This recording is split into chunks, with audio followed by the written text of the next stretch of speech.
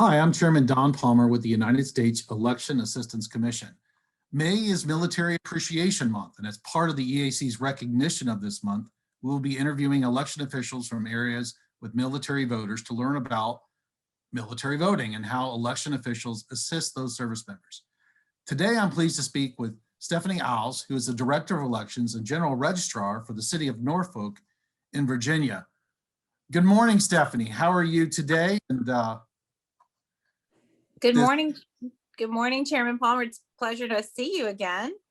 Yes, it was my see you in this format. It was my pleasure to work with Director Iles while I was the Secretary of the State Board of Elections in Virginia, and she has served in the Commonwealth since that far back. So that tells you a little bit about how long she's been in the community.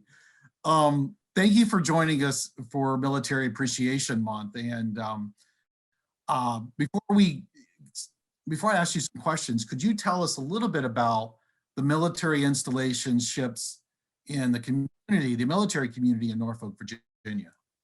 Well, Norfolk is blessed to have the world's largest naval station on the East Coast. We host a variety of ships, including aircraft carriers, destroyers, and so forth. In the Hampton Roads area, there are several other bases as well that we work with. You've got Joint Expeditionary Base with Little Creek and Fort Story.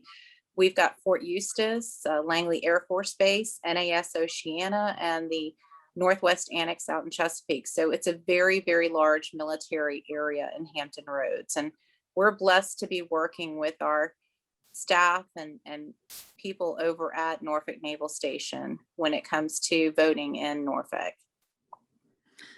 Well, if my memory serves, Norfolk Naval Base is either the first or second largest Navy base in the world. And so you have a number of ships, individual ships that you're dealing with to sort of provide services to. And that has to be a big challenge for you and your office.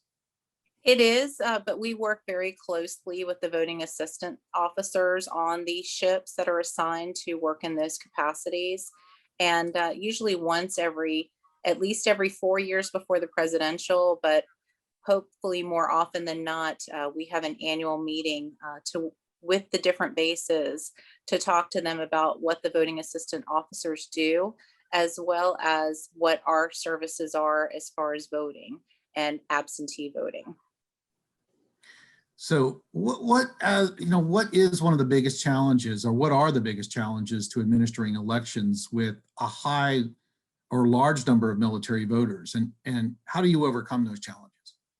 Well, Norfolk, we have a little less than 250,000 citizens in Norfolk, of which about 139,000 more are currently registered. A lot of those are military members, their spouses and dependents. And one of the challenges that we face is with regards to when military members move or change locations, they PCS to permanent change of station or TDY to other locations, and they're not sure where they should be voting from. And that's always a good educational experience to talk with the voting assistance officers and our military and what their options are. Could you speak to any of the special programs or initiatives that you've developed or implemented as a result of having a high concentration of military voters? Well, as I said, we do work, we do an annual review with the voting assistance officers, usually at Norfolk Naval Station over at Little Creek. And that brings into the different areas, Virginia Beach as well as Norfolk, and the other areas that have naval officers will come into the area, as well as Air Force, Army. And we also work with the ROTC units at two of our universities. Old Dominion University has a large ROTC program, so we educate the ones that are going fresh into the military about what their options are. So having been in this area, and you've been in Norfolk for a number of years now, what are some of the lessons learned or recommendations from your program that you would share with other election administrators that it's worked for you? Well, as a Navy brat myself, my dad was stationed here, so I grew up literally on base at Little Creek. And as a dependent, I know what it is to go through and with your family members being deployed and how difficult it can be. But the best thing that we try to do with our military is talk to them about their options, who they can register to vote with, how they can absentee vote, when deadlines are, because it is slightly different for military, and what their options are, especially when they're going on deployment.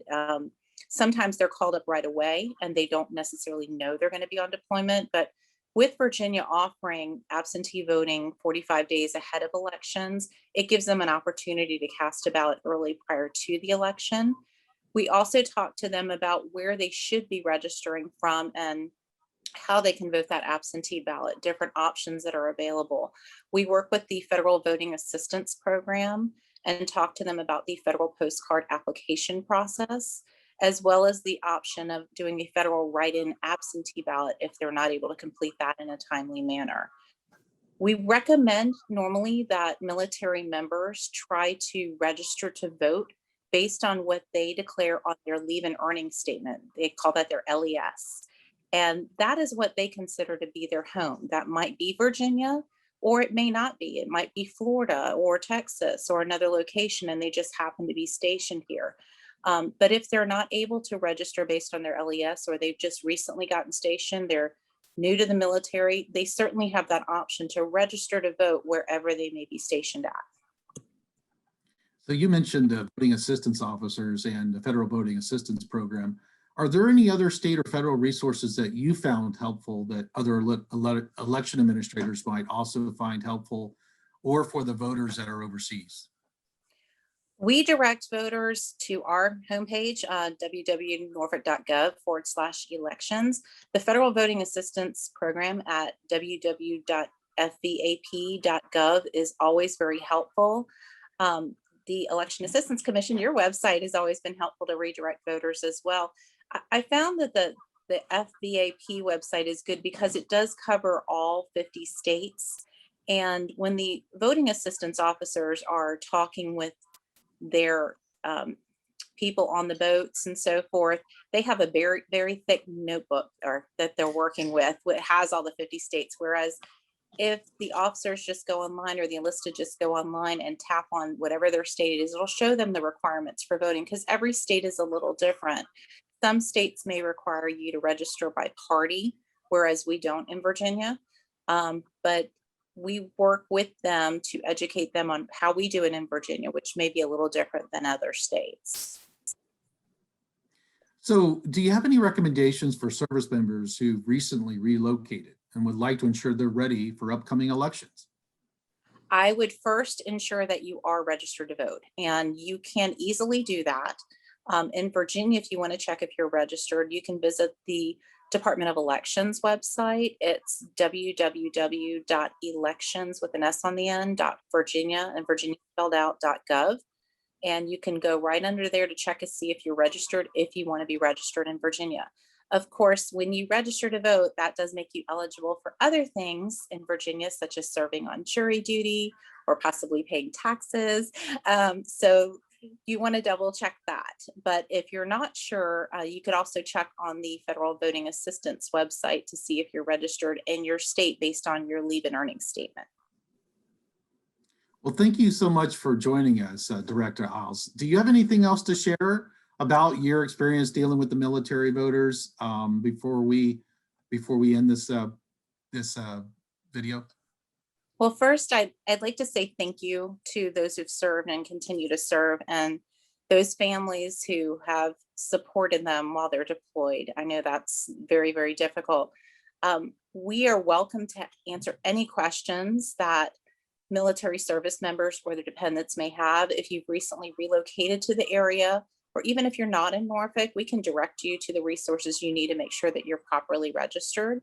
You can always contact our office at 757-664-4353, or you can email us at vote@norfolk.gov, and we'll be happy to assist you, because we know it is a transition and we want to make sure that you do get registered properly so you're able to participate in this most important civic duty. So Stephanie, I have one more question for you. I know that a close relationship with VAOs is very important. Have you had the opportunity to visit some of the ships in partnership with them and register, or your staff to register some of the soldiers and sailors?